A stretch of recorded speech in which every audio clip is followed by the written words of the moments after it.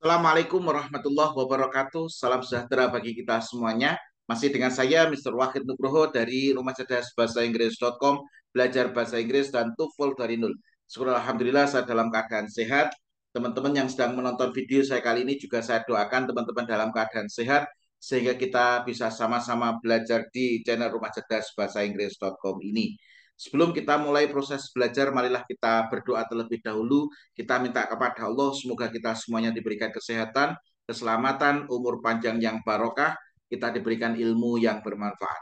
Berdoa dipersilahkan. Bismillahirrahmanirrahim. Alhamdulillah. Allahumma rizukna fahman nabiyyin wa hifdal mursalin wa ilhamal malaikatil muqarrabin rabbi zidna ilman nafi'a warzuqna fahma waj'alna min ibadika salihin amin ya rabbal alamin. Oke teman-teman, saya senang sekali pada kesempatan kali ini saya bisa mengajar Anda di channel Rumah Cerdas Bahasa Inggris.com ini.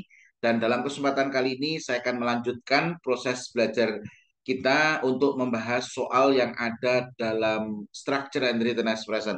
Di video sebelumnya saya sudah membagikan strategi trik untuk mengerjakan soal listening. Dan dalam kesempatan kali ini saya akan membahas strategi bagaimana cara mengerjakan soal structure and written expression. Sebelumnya izinkan saya untuk share screen-nya terlebih dahulu supaya enak untuk dicoret-coret. Oke. Oke.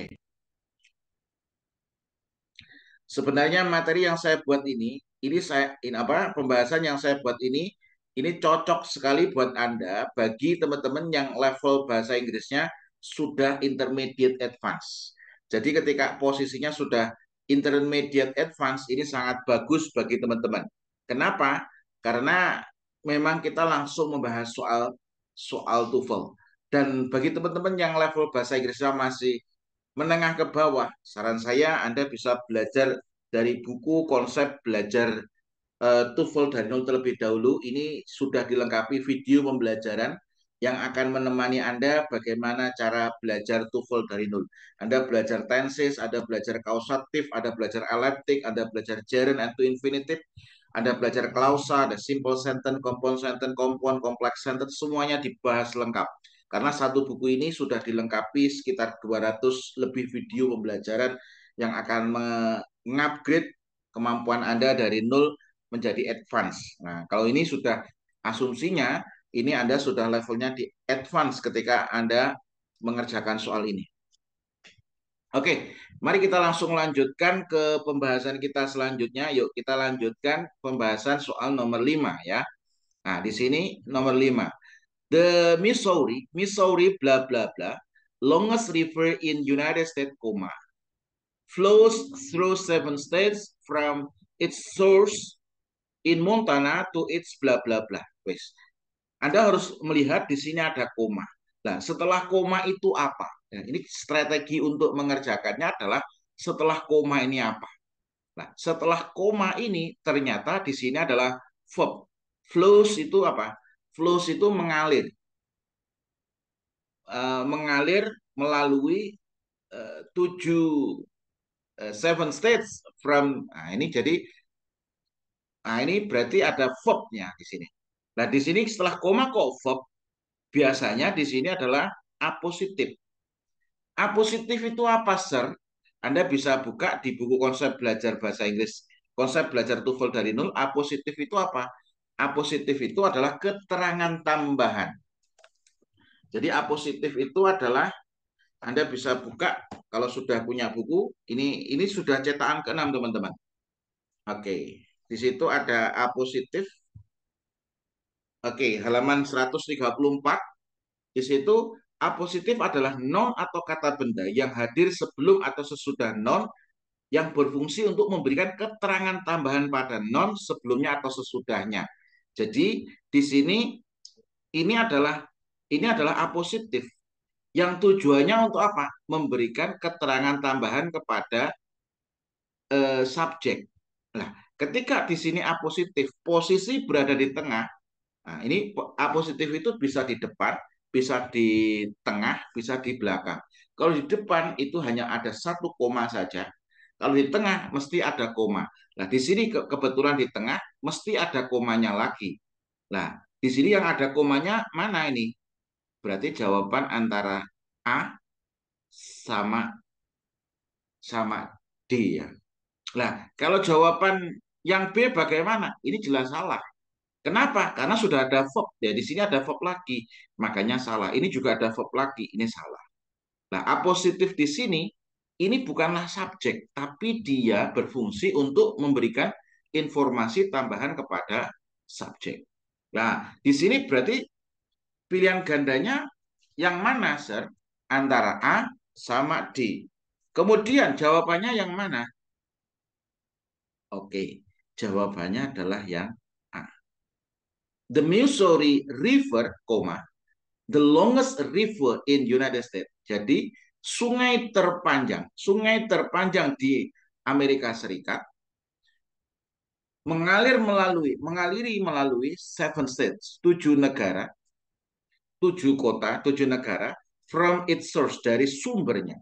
Nah, kalau one of the salah satu ini biasanya kalau one of the ini mesti diikuti dengan jamak nih kata bendanya. Karena kenapa? Karena satu dari banyak mesti toh. Kalau satu dari satu ya nggak perlu one of the. Kalau kalau satu dari banyak itu ya berarti one of plural di situ. Satu dari banyak. Oke, jadi ini adalah soalnya apositif. Kalau apositif mesti ada koma. Nah, ketika ada komanya di sini, nah ini mesti dibuang ini. Jadi jawabannya antara A sama D. Kalau one of the ini biasanya diikuti satu dari banyak itu. Karena ini rivernya cuma satu, berarti ini nggak usah one of the langsung the. Oke. Contoh yang lebih mudah bagaimana, Sir? Nah, di sini saya membuat contoh di halaman 134, contohnya di sini. Presiden of Indonesia, koma, Jokowi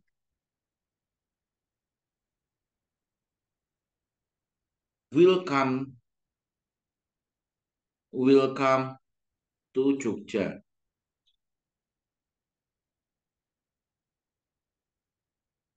Di sini Presiden of Indonesia, koma, Jokowi. Lah, kenapa kok seperti itu? Karena apositif berada di depan.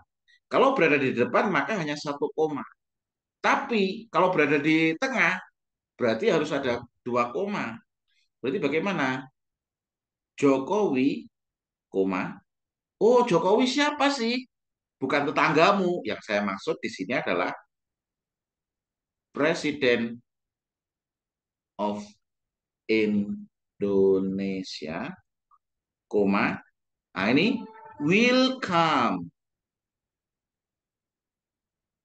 to Jogja. Nah, di sini perhatikan, di sini ada koma. Setelah koma ada verb. Maka di sini mesti apositif.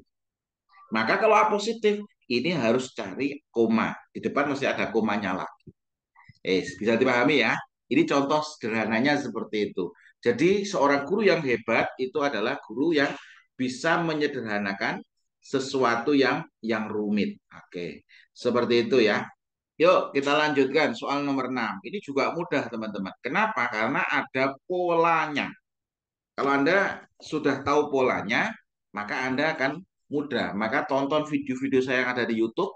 Kalau level Anda sudah intermediate advance, saya yakin ini sangat bermanfaat. Kenapa? Saya membedah pola-polanya.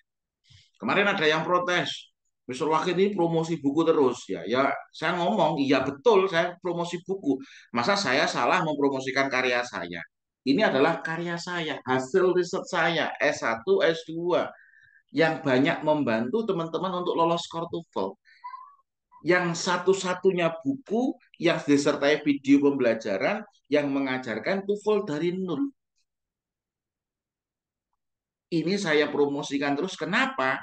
Karena tujuan saya membantu Anda supaya Anda tidak beli buku TOEFL sembarangan. Apakah buku TOEFL dari luar negeri itu jelek? Tidak, mereka itu bagus, tapi tidak mengajarkan dari nol.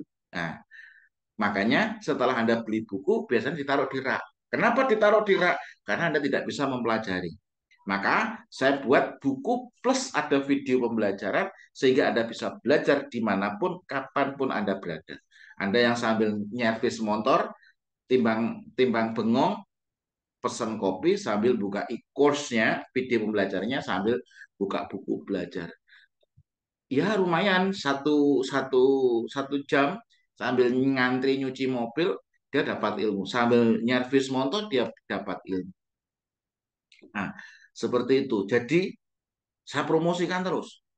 Saya tidak peduli Anda membuli saya, nggak peduli. Karena goal saya membantu Anda untuk lolos TOEFL dan ini satu-satunya buku yang mengajarkan TOEFL dari nol.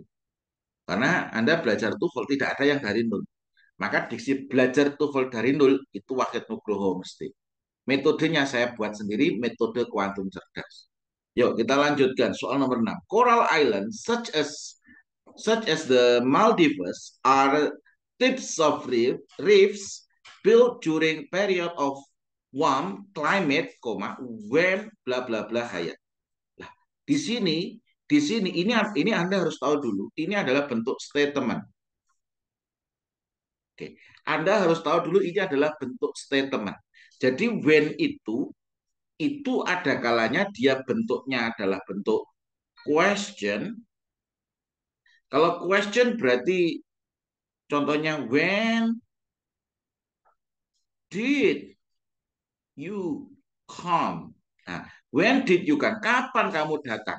Nah, kalau bentuk pertanyaan ini teman-teman biasanya adalah question word, auxiliary, baru subjek. Tapi kalau pernyataan atau statement berarti question word, subjek, verb. Nah, karena ini pernyataan atau statement. Loh, kok ngerti pernyataan? Karena ini titik, bukan tanda tanya. Berarti cari question word, subject, verb. Di sini sudah ada question word, cari subject dan verb. Yang mana, Sir? Wah, sudah ketemu jawabannya. Jawabannya yang D. Di mana di sini si levels di sini adalah subject, word-nya adalah linking verb atau verb yang fungsinya untuk menghubungkan, higher di sini higher. Ini adalah subjective complement. Jadi tingkat laut yang lebih tinggi.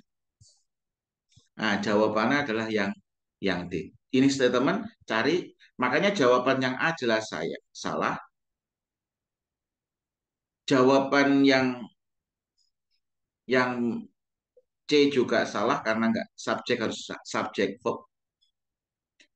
Jawabannya kemungkinan adalah antara B sama D. Tapi yang tepat adalah yang D. Sea level were higher.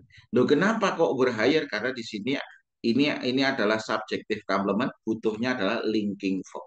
Nah, wes gitu. Mudah, wes. Kemudian soal yang nomor 7 ya. Ini mudah sebenarnya, TOEFL itu mudah. Kalau Anda tahu strateginya, tahu polanya. Makanya saya sering mengatakan bahwasanya buku yang saya buat ini memang agak sedikit unik. Kenapa unik?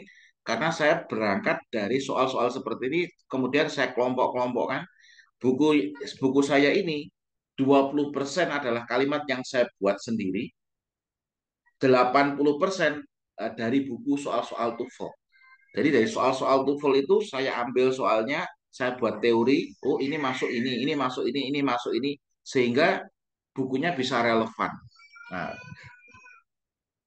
oke, kemudian soal yang nomor 7 ya. Oke, di sini hail ini adalah subjeknya. Forms membentuk ini adalah verb. Within large dense colonimbus. Nah, ini adalah large, ini adjektif, ya toh. Ini dense, ini juga adjektif. Ini juga adjektif. Loh, kenapa? Berarti di sini butuh noun. Ini butuh noun. Loh, kenapa kok noun? Karena di sini ada adjektif, adjektif, adjektif. Makanya di sini ada clouds, clouds, clouds, clouds. Ini semuanya adalah noun. Nah, di sini sudah ada verbnya atau ternyata di belakang ada verbnya lagi. Berarti ini adalah tipe apa, Sir? kompleks sentence. Kalau kompleks sentence di sini ada dua verb. Nah, berarti kalau kompleks sentence ini ada dua verb, berarti di sini butuh konektor plus subjek. Ya, di sini sudah ada noun, cloud, berarti butuh konektor plus subjek. Nah, kalau Anda tidak teliti, Anda milihnya mesti yang D. Kalau Anda tidak teliti, milihnya yang D. Kalau yang C ini salah karena butuh konektor, butuh apa? Konektor subjek. Ini sudah ada verbnya. Kalau jawaban yang ini berarti kurang konektor, ini salah.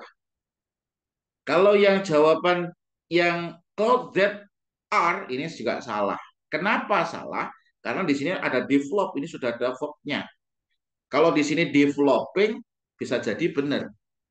Tapi karena di sini develop verbnya itu adalah verb one, maka ini salah. Kemungkinan jawabannya antara B sama D. Ini kemungkinan jawabannya B sama D. Kenapa?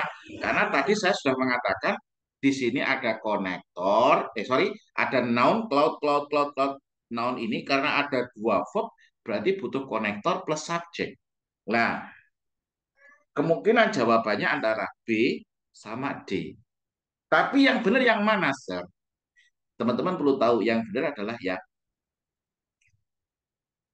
yang B. Kenapa yang B? Karena Z ini, jadi Z itu dia posisinya sebagai apa, Sir? Dia sebagai konektor plus dia sebagai subjek pada apa? Pada adjective clause. Nah, jadi pada adjective clause itu, ya toh, pada adjective clause itu Z itu bisa sebagai konektor plus dia bisa sebagai subjek. Nah, kalau orang biasanya pakai apa? Pakai who. Kalau benda pakai apa? Which. Kalau bisa orang bisa benda pakai that. Nah, ini bisa orang bisa benda pakai that. Tapi seandainya di sini adalah which, ini bisa which juga ini. Karena di sini kan kalau nimbus ini kan bukan orang. Ini berarti benda ini. Berarti ini bisa that, bisa which. Nah, kalau kamu yang D ini kamu pilih karena dia Z itu dia bisa jadi konektor sama bisa jadi subjek. Berarti kalau kamu pilih yang D ini berarti apa? Double subjek. Jadi Z-nya itu karena dia sebagai konektor plus subjek. Kalau nggak kasih Z lagi berarti double subjek. Bisa dipahami ya? Mudah. Insya Allah mudah. Insya Allah mudah. Pokoknya belajar, berdoa, sabar. Belajar, yaitu Anda belajar ini sebagai manusia kewajiban kita adalah untuk berusaha. Berusahanya dengan apa? Dengan belajar. Kemudian berdoa. Artinya dalam berusaha itu kita melibatkan Allah. Yang ketiga, sabar. Karena ada prosesnya. Jangan sampai Anda berhenti sebelum Anda berhasil. Kenapa? Kalau Anda berhenti sebelum Anda berhasil, Anda gagal selamanya. Lanjut soal nomor 8. Measles is a high contagious viral disease. Nah, ini ada subjek ya toh, ada verbnya di sini sudah ada subjek, ada verbnya. A highly contagious viral disease. Nah, di sini ada by lah, ketika ada by di sini semuanya adalah verb. Ini verb berarti ini adalah bentuk kalimat pasif. Ini ada kalimat pasif. Nah, yang harus Anda perhatikan di sini adalah apa? Yang Anda harus perhatikan di sini, ini adalah bentuk kompleks sentence. Loh, kok ngerti, Sir? Ini adalah kompleks sentence. Karena di sini ada verb. Nah, di sini ada verb lagi, ada dua verb. Berarti ini adalah kompleks sentence. Kalau kompleks sentence itu ada dua kemungkinan, teman-teman. Satu, Satu, tulis lengkap. Yang kedua, itu prosesnya reducing. Kalau lengkap, berarti di sini harus ada konektor, subjek, sama verb. Nah, kebetulan di sini tidak ada konektor, subjek, sama verb, berarti ini adalah kemungkinan kedua. Ini adalah proses reducing. Kalau reducing, berarti subjek dan to be-nya, konektor, subjek, sama to be-nya ini dibuang. Nah, verb-nya langsung verb 3. Nah, di sini yang mana, Sir? Kemungkinan adalah yang C. Yang A ini salah. Kenapa? Karena verb 1. Kalau pasif ini harus verb 3. Kalau is accompanied ini salah. Kenapa salah? Yang dibuang adalah konektor, subjek, sama to be-nya. Berarti to be-nya juga harus sekalian dibuang. Kalau jawaban yang D ini juga salah. Karena apa? Karena konektornya dibuang, itisnya juga harus dibuang. Kalau itisnya nggak dibuang, berarti ini induk kalimat. Induk kalimat. Nah, ini salah juga. Berarti jawabannya adalah yang C. Oke, sekian untuk video kali ini. Nah, semoga pembahasan saya ini bisa membantu Anda untuk belajar TOEFL, Anda bisa semakin sukses di studi maupun di karir. Anda bisa komen positif di video saya ini, dan semoga komen positif Anda, energi Anda bisa menstimulus teman-teman yang lain untuk semakin semangat belajar TOEFL ya, sehingga mereka bisa mendapatkan beasiswa. Kurang lebihnya mohon maaf. Mari kita tutup proses belajar kita pada kesempatan kali ini dengan berdoa. Semoga apa yang kita pelajari bisa bermanfaat. Berdoa dipersilahkan.